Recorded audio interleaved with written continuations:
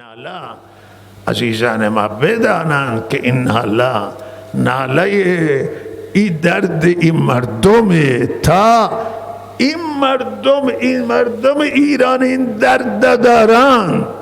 این نالا سکوت نمیتونه پیدا بکنه.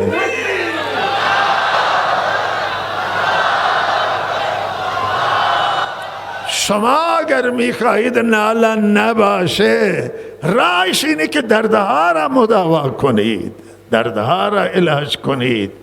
ملتی که دارای ثروت کلانه و همه امکانات داشته باشه و بره به توی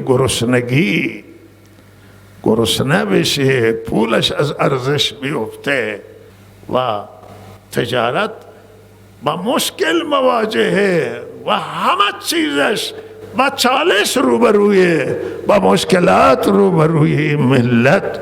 این ناله مردمه که به مسئولان، گوش مسئولان برسه. مسئولان که ما میگیم بشنوید درد مردم ها، بشنوید حرف مردم، همین یعنی ناله مردم ها گوش کنید.